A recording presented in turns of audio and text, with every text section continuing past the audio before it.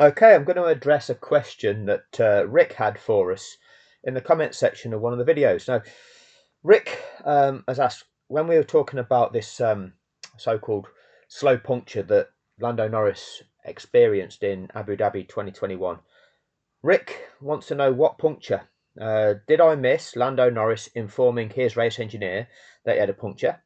No, because Lando didn't inform his race engineer that he was experiencing any problems. Did I miss his race engineer informing him that he had a puncture? No, you didn't experience that either, Rick, because that didn't happen either. Rather than his race engineer informing him that there was a problem, his race engineer actually said this. Okay, Lando, I need 100% pace, please. 100% pace. I'll explain.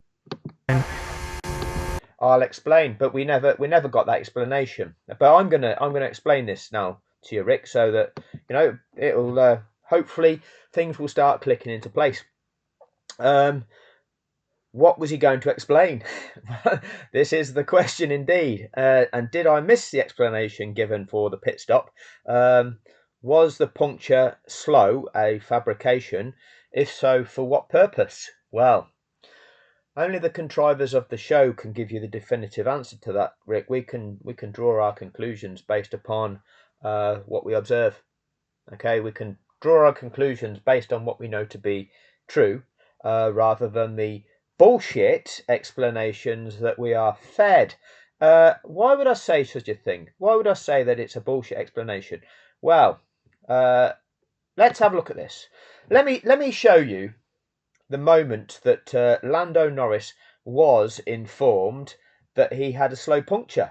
Okay, timestamp 1:41-44 is where I'm starting this off at. Let's have a listen. Sainz kept third. Fireworks going off. Celebrate good times. Come on. Sainz kept third, though. That's not celebrate good times. Come on. That means you don't finish fifth in this year's World Championship, Lando.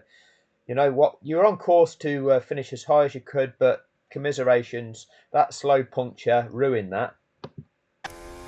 Verstappen won. Yeah, no. Yeah, I know. Max Verstappen won. I know. And we had a slow puncture, mate. We had a slow puncture. Right. So after the race is finished, and remember, Lando Norris is, completing another lap, isn't he? Because they've got to carry on racing well after these fireworks are going off, because they didn't get round to catch the back of the pack before going racing again. No, they were that mandatory lap that was performed. Well, they were actually allowed to go racing before they should have been allowed to go racing, because when they were passing the leader in the safety car, when they crossed that start-finish line, they shouldn't have been racing that lap, because that should have been the lap afforded to them to catch the back of the pack. So they're not allowed to go racing on that, but they did, and then they still had one more to do after that, but nobody was able to change positions, because by the time they got to that start-finish line, all these gaps of about a second had then emerged, and therefore nobody was really in a position to actually catch anybody. And nobody had actually bothered to go on to soft compound tyres, because they all realised that there'd be no point, because the race would be over behind the safety car, and therefore it doesn't matter what compound of tyre you're on, nothing's going to change. Let's have a listen. Off. So Sainz kept third. Verstappen won. Yeah, no. And we had a slow puncture, mate. We had a slow puncture. We had a slow puncture, mate. We had a slow puncture. So this is Lando's reaction to being informed that he had a slow puncture.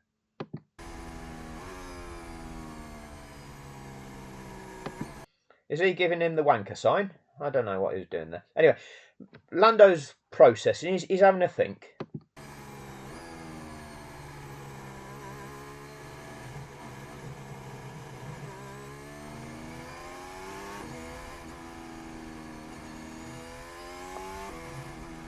Yeah, nothing we could have done.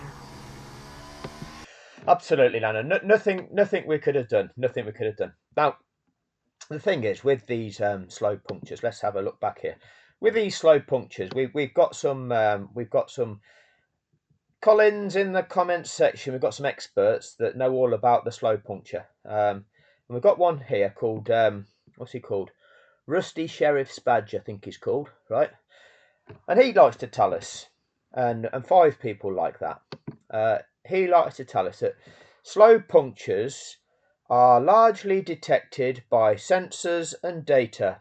The driver may comfortably produce slightly faster times for a couple of laps with a fairly balanced loss of pressure. Very handy if you are close to a scheduled pit stop anyways.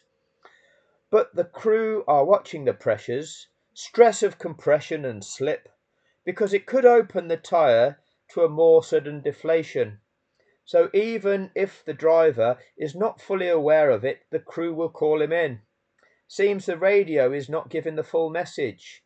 Why would the radio be editing out that message, mate? Why would they do that?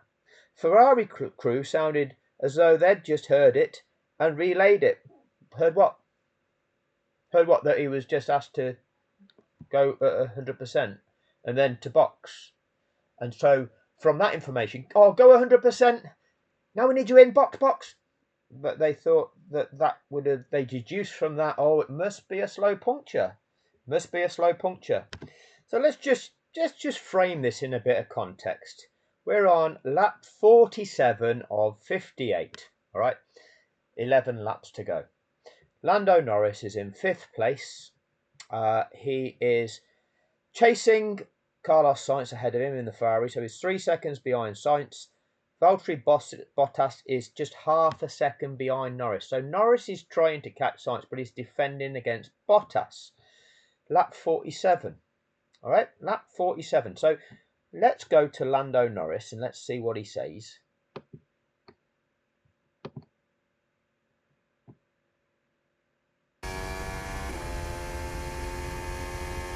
Is this the maximum deployment that I can have?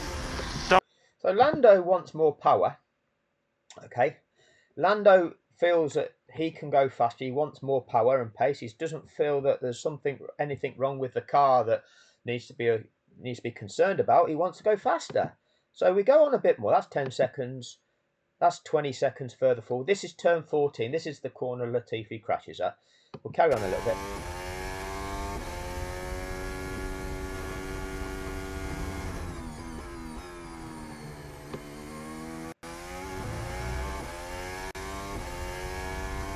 Lando, you can use Strat 11 if you want, or use the overtake button.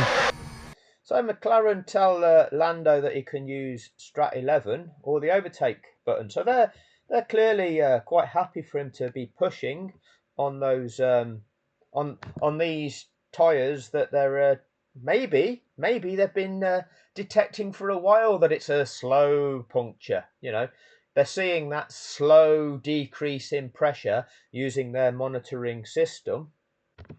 And again, just for context, I've just switched back to the data view. We're still on lap 47 because this is logging the lap of the leader Hamilton. At the point in time I was showing you that of Norris hadn't made it around to begin his lap 47. So now Norris is on his lap 47. As you can see from this bottom bar here, there's Norris. Hamilton is up here, nearing the completion of his lap 47. Okay, so near this end, there's Hamilton's dot there. He's nearly completing lap 47. Norris is just starting his with Bottas just behind him. Okay, so that's where we are at the moment, lap 47. We'll go back to Lando's camera.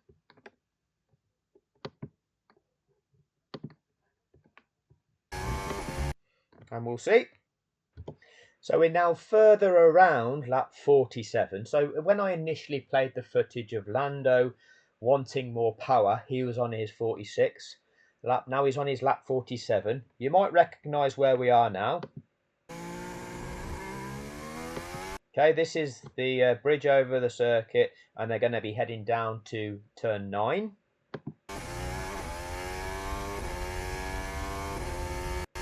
Okay, Lando, I need 100% pace, please. 100% pace. I'll explain. He'll explain. He needs 100% pace. You know, with a detection of a slow puncture, you're encouraging him to go 100% pace. That's a bit dangerous, mate. I am 100% pace. See, no concerns from Lando of any different handling characteristics of his car. Lando feels comfortable at going at 100% pace because, he's feeling he's going as fast as he can. He wants to go faster if he can. He's clearly not concerned. So if I then just chunk this forward a little bit further now. There's 10. Oh, we're coming close to that complex of turn 14. Let's have a look now. Oh, is this a pit entrance on our right hand side?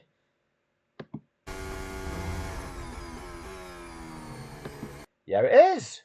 Needs 100% pace. Box, box. No. We didn't do that, did we? No, so we wanted 100% pace. Oh, but you didn't box him. Well, no, because that needed to coincide just exactly at the right moment, didn't it? We know we're going to need to make this pit stop to comply with the narrative. We need to try and ensure that we get enough ground on Ocon to come out of the pits ahead of Ocon. So put in some fast laps now to get ahead of Ocon. We'll pretend we've got a slow puncture and then you'll come back out on track. That's what's really going on. Okay? That's what's really going on.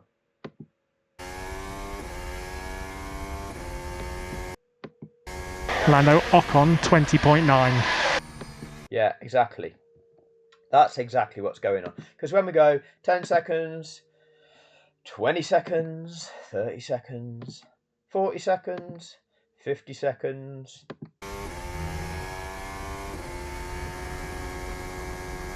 I think he might have already said it. We'll see.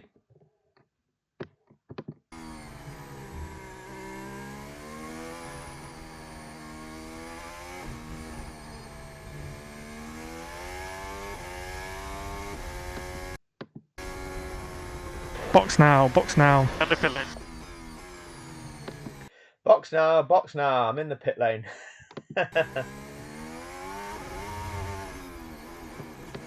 So there's the pit stop. I mean, we're looking at this deflated front left tyre there. The one that would have been hitting those curbs that needed to be ground down. You know, you can see all the damage on that tyre, can't you? Yeah, that's looking underinflated compared to that one, isn't it? They look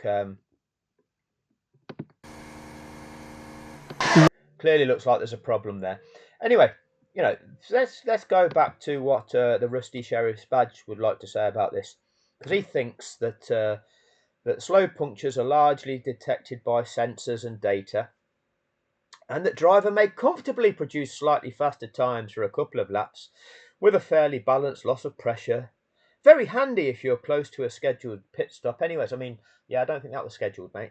It's not very handy to have a slow puncture, and you don't want to be going faster. I mean, just imagine your tyre blowing out at speed and you're losing control of your car. And the probability of your tyre blowing out at speed is greatly enhanced if you've got any detected slow puncture.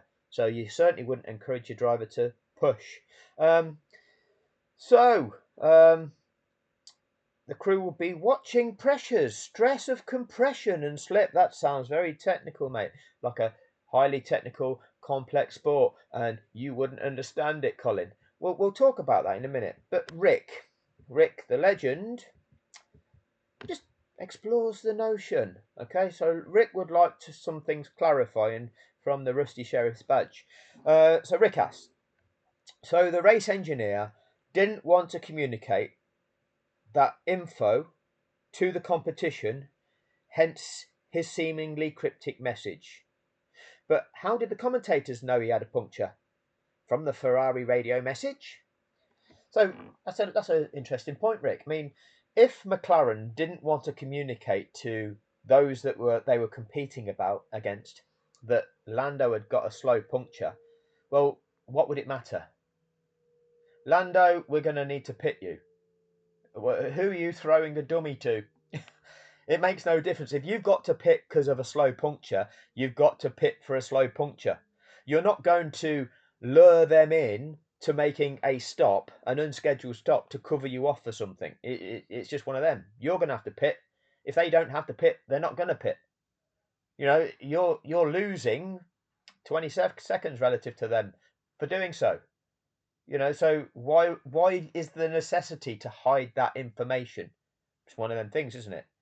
So that's a seemingly, the race engineer doesn't need to hide that the fact that he's got a slow puncture, yet he doesn't say that they've got a slow puncture, and yet somehow Ferrari, despite Lando Norris not losing any pace that lap, despite the radio message telling Lando Norris to push, Ferrari are saying, "Oh, we've seen that Lando Norris has got a slow puncture." Well, you can't see it.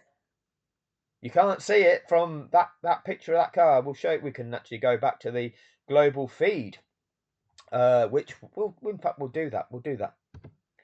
Here it is. I had to just rewind it by 10. There's Norris going into the pits. The global feed had it on live. It's incredible that they'd captured the very moment of Norris needing to pit because he'd got a slow puncture. You know, they'd been following Norris around the track at that moment in time, and incredibly, they captured the moment live that that Norris needed to pit. Unbelievable. You know, these guys they can predict these things. You know, this is not a replay. This is the live capture. So yeah, it's with this. See, they're interviewing Christian and they're playing that, and there's Valtteri just having gone by.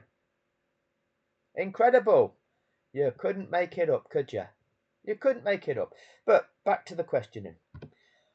Rusty Sheriff's Badge decided it's because Ferrari said Lando is in the pits with a slow puncture. So, but he doesn't explain how Ferrari would have known that, because you know, like I say, the optics of that car didn't look like it had got a slow puncture, and unless the Ferrari have got access to McLaren's data, we've got Spygate in reversal.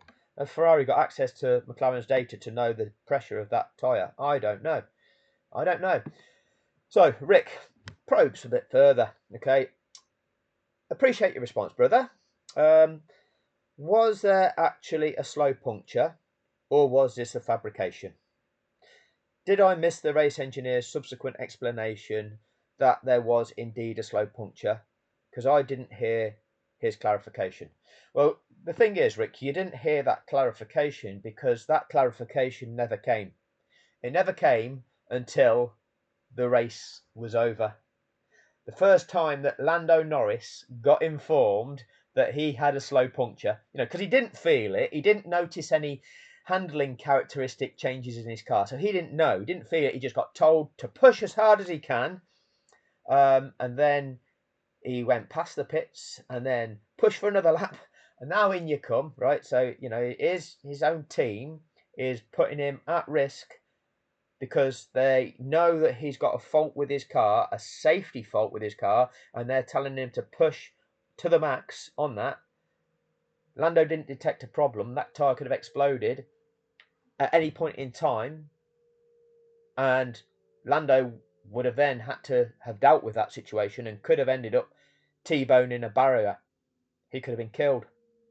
Whose fault would that have been? But no, his team did that to him, we're led to believe. And then after the race, they told him, yeah, you had a slow puncture. And it took Lando a little bit of processing time, didn't it? Took him a bit of processing time. So I did intervene. I did intervene there. But I'm gonna give some evidence. Gonna show you a little bit of evidence rather than read my response out. So we've got Sonic the Hedgehog here. He decides to jump in because these trolls, they like to pile in when they think that they can, but we're not interested in them. So the Rusty Sheriff's Badge likes to come back and said, we do not know when he got the puncture or how quickly the recognised pressure drop was deemed to be. So you've not proven the as. You just say that we don't know when he got it. Okay. The crew were monitoring it and wouldn't advise Lando to do something they thought was dangerous. Well, any slow puncture is dangerous. So if it's a slow puncture, then the deflation happens over a period of time, but that weakness could at any point fail and that's impossible to predict. So if you detect a weakness, if you detect a problem, it's your responsibility to deal with that immediately. A slight loss of pressure can be for a number of reasons. He's got the technical expertise. Let's find out. So probably, you don't tell us what they are. Luckily, I will. So probably after observation. So what have they observed? Have they done a visual inspection of the tyres to determine their structural integrity? They felt comfortable in the conclusion that he had a slow puncture and it was okay to maintain speed on the lap but not do more laps on it. So they told him to push hard, right? And then he went, like the best part of, he went another half a lap, say, past the pits, carry on pushing hard, and then they get him in. Why did he have to push hard that lap? Why did he need to go 100% pace? What was that all about? Was he trying to create a gap on Ocon before boxing? Yeah? But you're doing so when you've got a slow puncture, are you? Or as soon as you detect you've got a slow puncture, for safety reasons, you pit him, which they didn't do. But I'm sure Rusty Sheriff's Badge will have an explanation for that. As I said, it is known, by whom, that quite often, give me some examples, please, which you won't do. A minor slow puncture can actually bring a faster lap time. Again, can you give us evidence of this? Or is this just words that you've just made up in the comments section? Okay, because it is known. As I said, it is known. Who knows this? Okay, how often does it happen? And can you evidence who knows it and how often it happens that it brings a faster lap time? Because a slow puncture, if you've got 4 tyres on your car and one of them is deflating and the others aren't, that's going to change the handling of your car. That's going to affect the braking of your car, how your car slows down. It might pull to one side or the other under braking. Okay, you think that's going to result in a faster lap time, do you, Colin? Really? Please share your valuable insight, because you're a real motor racing fan, you are, obviously. But no team will leave a driver out on it for long because it could rapidly deflate. Oh, okay. So do it for a bit, but not long. Oh, how long? Thus, he was called into the pit. I fail to see what the conspiracy is, because there isn't one.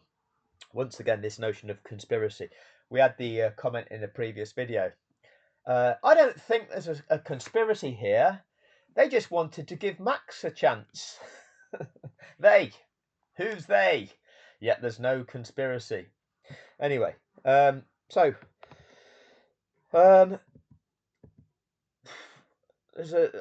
these comments often go out of sequence, but we'll read through them. Do you know when exactly? I think this is Rick's was first, but we'll read this lad's one out. Rusty Sheriff's Badge. He put, do you know exactly when the puncture happened? No. Do you know when it was identified as a puncture? No. Do you know how to read the live data and make a judgment call?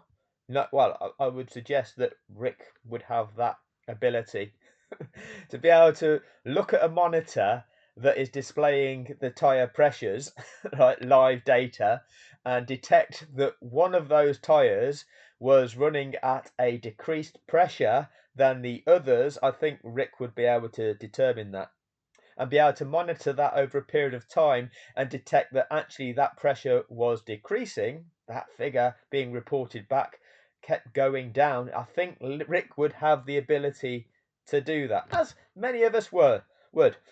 That is why you're harping on about an incomplete radio message and trying to build a mountain. Why would the radio message be incomplete? Why would they be censoring that? The bits that they censor out are the beep when somebody's swearing, usually Max, okay? Why would they censor anything else out? They tell us when the other strategic calls are going on. They tell us when the drivers are going into the pits. Why would they be censoring any of the radio out? Have you considered that you are not hearing everything? And why would we not be hearing everything? Have you considered that there are definitely more radio channels that you do not hear?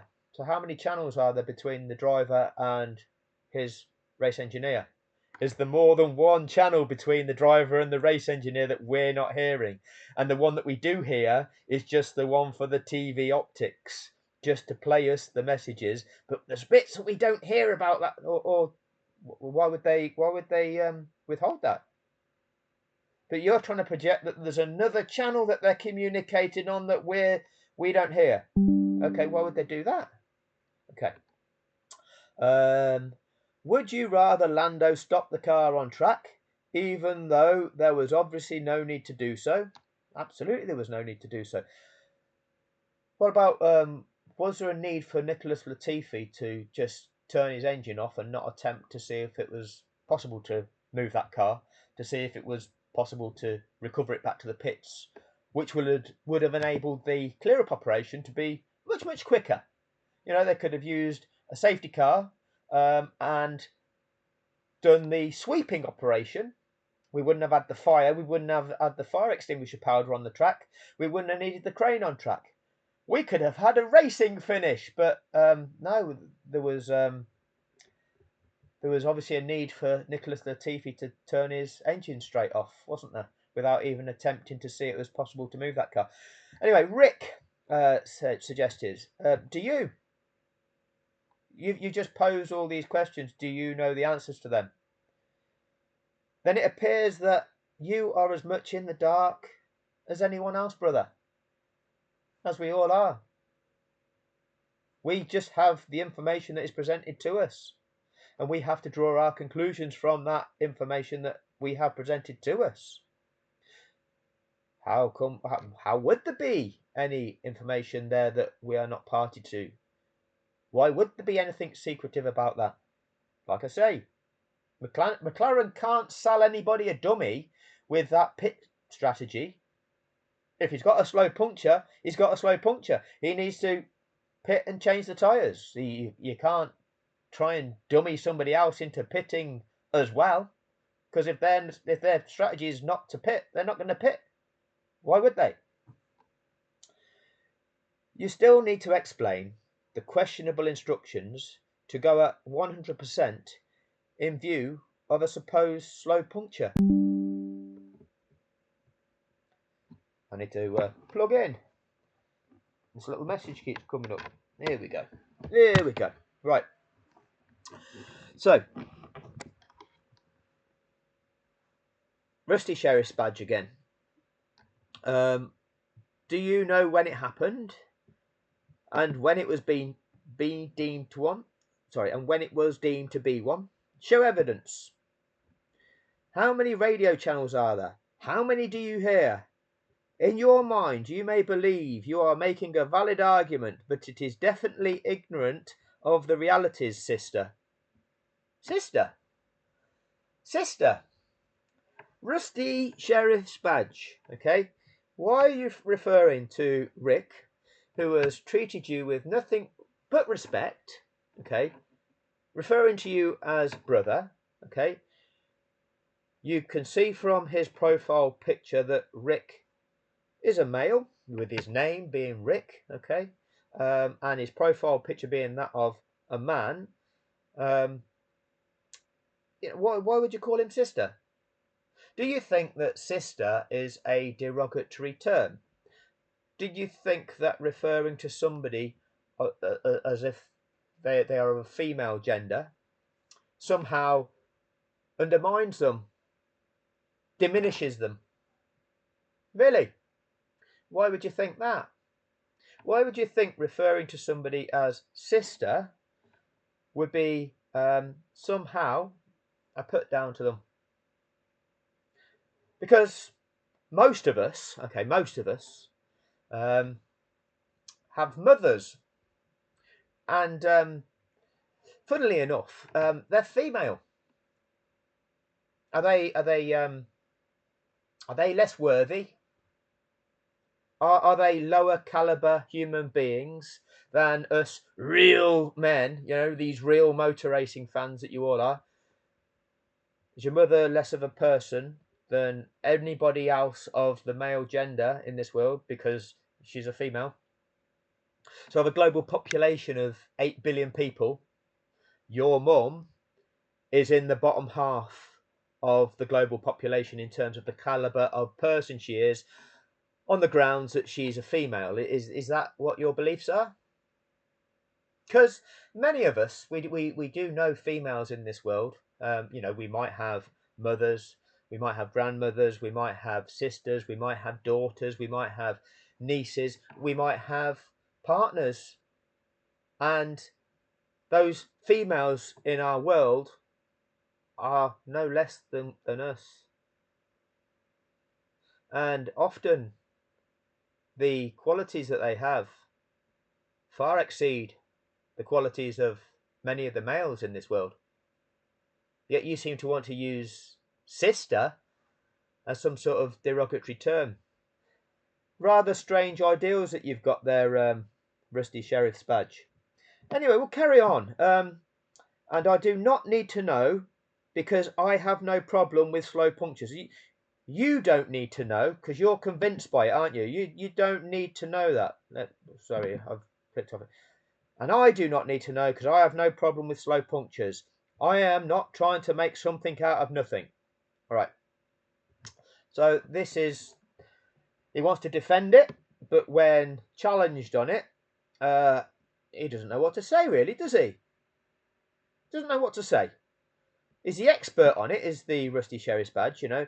He wants to tell us about it being, it's a driver may comfortably produce slightly faster lap times for a couple of laps, you know, with that car now handling differently, you know, with it handling different under braking, that he's got to get used to those differences that he's not expecting because he's not used to them.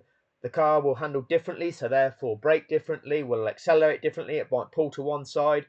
Oh, and you think that the driver's going to be able to go faster when the car's doing that. Okay. And it's very handy to have a a slow puncture. And he thinks that the crew are watching the pressures, the stress of compression and the slip. Thinks he can give us that highly complex technical information. Yeah. Thanks for that valuable insight, but you can't answer Rick's basic questions, can you? You can't provide the evidence. But luckily for you, mate, luckily for the Rusty Sheriff's badge, I thought I'd look on the internet to provide the answers. So when you Google how to spot a slow puncture or whatever it is about slow puncture, I found this wonderful website called Car Buyer. How to spot a slow puncture and what to do if you have one. Ignoring a slow puncture can be dangerous and costly. We've put together our top tips to help you spot and fix one. Oh, we've got a nail in the tire. That you get one of them if they've been angle grinding the curves down at turn 15 and 16. Okay. The Mercedes highlighted it as turns 15 and 16 that were the problem curbs that they had to keep off. You know, the ones that also Sky Sports told you that they'd angle grinded down. Yeah, they all knew. There are a few things more irritating than a punctured tyre. You're driving along, minding your own business, when you notice a ticking noise from the front or a dashboard warning light illuminates. You pull over to check everything is in order. There it is, a great big nail stuck in the tyre tread. He didn't have a big nail in there, did he? No, don't think so. Can I keep driving? Can I push 100% for another lap and a half? Whilst you may be tempted to continue on your way, a punctured tyre can become hazardous whilst driving. So you should avoid driving the car until the tyre can be repaired or replaced. So you should pit at the earliest opportunity. Slow punctures are particularly dangerous, as you may not notice one at first, But it will likely get worse the further you drive, gradually reducing your car control and braking distance until the car is unsafe to drive. Oh, but that means for a faster lap time, does it, Colin? If you've encountered a slow puncture and you're trying to establish the possible causes or how to fix the problem, there are a number of things you need to consider. Is my team ready for me in the pit box if I'm telling them I've got a problem with my car? I'm detecting a problem. I think it's a puncture. Can you check the data? I think I need to box. Or, no, I want more power. Can I have more power? Go at 100%. I'm going at 100%. Right, no, we need to box. Oh, yeah, oh, so I'm in the pit lane. That's fine. That's fine. The tyres on your car are perhaps the most vital safety component. Ask Max Verstappen at Baku. One tyre blows out, you end up out of the race. You end up losing control of that car. Had Max Verstappen experienced that just a few seconds earlier, that car could have lost control and it would have resulted in him potentially T-boning the Armco where the pit lane went off the track. And had he done so, that could have killed him. And none of us want to see that. But such is the jeopardy. Ensuring your car is equipped with good quality tyres that are in decent condition, especially in wet and wintry driving conditions, could well save someone's life. So it is vital to monitor their condition on a regular basis. This is especially true these days as extended service intervals means trips to the dealership for regular maintenance are few and far between. How do I visibly spot a slow puncture? If you've recently passed your driving test, some of you're nowhere near it yet. A few more years and you might start learning, okay? But this would be good. Try and remember this, like for when you get to 17 and you start having driving lessons, okay? Try and remember this. This is valuable insight for you, okay? If you've recently passed your driving test, you will no doubt be familiar with the guidance in the highway code that you should give your car a visual inspection each and every time you drive. However, it's likely that many of us have forgotten this advice, especially when life gets in the way and you're frequently jumping in and out of the car. Checking the tyres is one step that can take less than a minute and only requires a walk around your car once. When you do find the time to check them, here are a few things to look out for. Deflated or bulging tyres. Okay, make sure there aren't any bulges that suggest one or more of the tyres are partially deflated. And there are no obvious tears or signs of damage on the sidewalls. Have the tyres changed shape or do they look flat? Do any of them look to be sagging under the weight of the car? No, they didn't appear visually to have a problem on Lando's car. Wear to the sidewalls. In extreme, it probably wasn't an extreme case, so we probably wouldn't have experienced wear to the sidewalls. Objects stuck in the tread. Even if the tyre doesn't look flat, an object stuck in the tread could create a slow puncture that gets worse with time. We're told this notion that the curbs were angle grinded down, but you would have expected that any debris caused by the angle grinder would have been thoroughly swept off track by those people that were doing it and would have been inspected properly before that track was declared safe to use by the FIA indeed themselves. So we wouldn't expect there to be debris such as ground off material that would have caused that sort of situation. Damaged or faulty tyre valve. Could be that. Damage to the wheel rim. So the kind of causes are, is there a dodgy valve on your tyre? Well, who knows? Is there a damaged wheel rim? Well, what's going to damage a wheel rim? Bumping over a raised curb. Well, will that dislodge the tyre from the wheel rim? Unsealing that tyre slightly, creating a slight leak, perhaps? Possibly. But when you look at turns 15 and 16, they weren't that bad. They were ground down. It was fine. So, let's carry on down here because it's every day's a school day. We can find out a bit more. how to spot a slow puncture whilst driving. And here are the key things. Here are the key learning points, kids. If you've got a slow puncture, how to identify it. Pulling to one side or the other when holding the steering wheel lightly. Okay, in order to have feel of a Formula One racing car, these drivers, well, they know what they're doing. They feel anything that's not quite right. They know that is their level. It's like any sport you play. If you get to elite level, it's all about touch and feel at your required discipline. They know if something's not right with the car. Pulling to one side or the other when holding the steering wheel lightly. That's in a road car. Pulling in one direction when using the brakes. So is Lando experiencing the car pulling one side when holding the steering wheel lightly? Is he experiencing the car pulling to one side when braking? A noticeable change in road holding. Maybe it wallows when going over bumps. Are we seeing it corner differently? More road noise than usual. Well, we don't detect that on the in-car recording, do we? Especially if you lower the window. Well, he didn't have his windows down, did he? So maybe we wouldn't have been able to detect that. An unusual vibration through the steering wheel, potentially caused by a deflated tyre. Again, we've got the onboard footage. Nothing seemed amiss there. Any car manufactured from November 2014 legally has to have a tyre pressure monitor system fitted. So, Lando, has that McLaren legally got a tyre pressure monitoring system fitted? And did it show you that one of those tyres was deflating?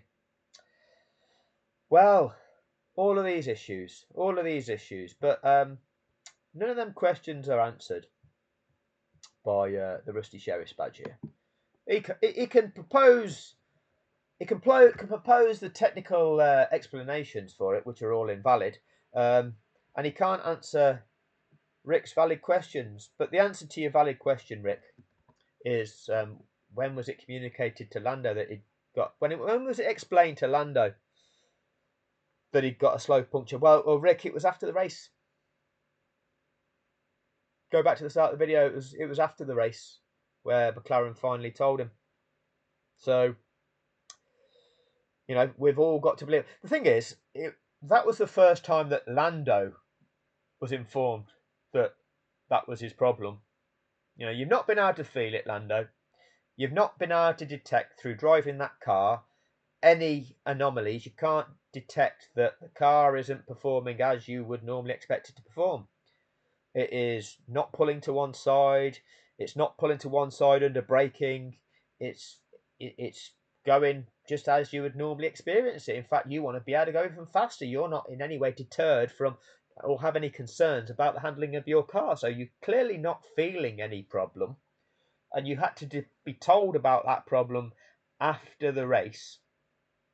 And it took you a few seconds to compute. But incredibly, Ferrari were able to detect that Lando had got a slow puncture, and Mercedes were able to detect that Lando had got a slow puncture, despite visually it not looking like Lando had a slow puncture, and the radio broadcasts not broadcasting that Lando had a slow puncture. And Sky Sports were able to inform everybody that Lando had got a slow puncture. Seemed that Lando was the last to know, didn't it? Always the last to know, Lando. Always the last to know. Oh well. Maybe it was just part of the narrative. Who knows? Maybe we'll have a look into which other commentary teams knew about Lando's puncture before Lando knew about his puncture. Maybe that's for a future video. Let's wait and see. All right, that'll do. Thank you all for your time on this one. And yeah, let's be respectful in the comment section when we're coming to the terms that we refer to each other as. The strap-on fanboy, you do it to yourself, okay? You do it to yourself on the grounds that you don't have to be here. I make videos producing evidence, okay, and you will deny the existence of something called evidence, but it is evidence because this is the footage that's available to each and every one of us on F1 TV. This is the actual footage, the actual audio of what we are presented with of what happened on that day, and I pick through that and I demonstrate the things which do not make sense and are categorically wrong, and I explain what is right with reference to the rules, what would be authentic with reference to this is the true scenario. Lewis Hamilton is on course to win this event. All the talk is about Max Verstappen, and the things that they are presenting aren't factors, but they're presenting them that way, and in doing so they're getting the viewers, the viewing audience, to think about it a certain way. That is the reality of the situation. Now people will try and argue otherwise, but that is what's happening. Now if you don't like that, you don't have to watch the videos. You don't have to be here, but you have chosen to be here, and you've chosen to then comment on the chat on these videos. Again, you don't have to do that. This is your choice. By doing that, by seeking to discredit, by seeking to undermine, by seeking to leave comments, to troll people, that makes you the type of person that you are. I will then call you out for that. I will call you a strap-on fanboy, or I will sometimes use what some people would describe as offensive language to describe you as a human being. You will then present yourself as a victim for being described in those terms. It is a reaction to your action. Like I say, you don't have to do what you're doing. If you get called out for the nature of your conduct, you're not a victim. That's just calling you out for what it is you are doing. But you'll continue to do it. That's who you are. That is who you are. So me calling you out for who you are, well, unlucky. Make better life choices. Anyway, thank you all for your time, and Rick, respect for giving this man more respect than he actually deserved. Thank you.